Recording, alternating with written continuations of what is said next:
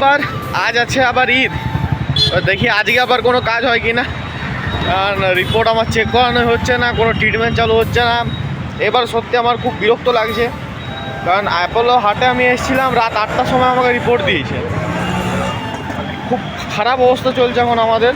দেখি আজকে গিয়ে পর আপনাদেরকে জানাচ্ছি। তারপর এইখানে অপোজিটে আছে দুর্গাপুর হোটেল, আর এইখানের অ্যাপোলো হসপিটালের এমার্জেন্সি বোর্ডটা দেওয়া আছে। এইখান থেকে লেফট সাইডে টার্ন নিলে আমরা পৌঁছে যাবো অ্যাপোলো হসপিটাল। এইখান থেকে ম্যাক্সিমাম আপনার 50 থেকে 60 মিটার দূরে আছে। হাঁটতে হাঁটতে চলে এলাম অ্যাপোলো মেন বিল্ডিংয়ে। আমরা ভেতরে এইখান থেকে এন্ট্রি নেবো, আর ভিডিওগ্রাফি তো বন্ধ আছে, তো ভেতরে আমরা ভিডিও করতে পারবো না। আপনাদেরকে দেখিয়ে দিই, এন্ট্রান্সটা আপনাদেরকে দেখিয়ে দিচ্ছি।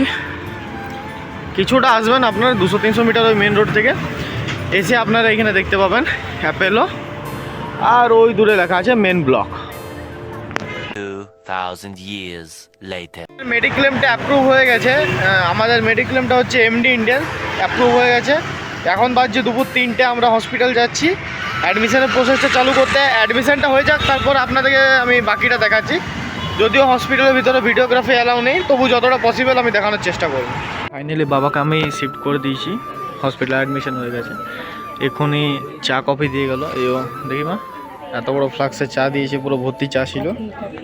সরি, কফি দিয়ে গেছে। রাতের ডিনারের অর্ডার নিয়ে নিয়েছে, কাল সকালে ব্রেকফাস্ট থেকে শুরু করে সব কিছু অর্ডার নিয়ে নিয়েছে। নিট অ্যান্ড ক্লিন ব্যবস্থা খুবই।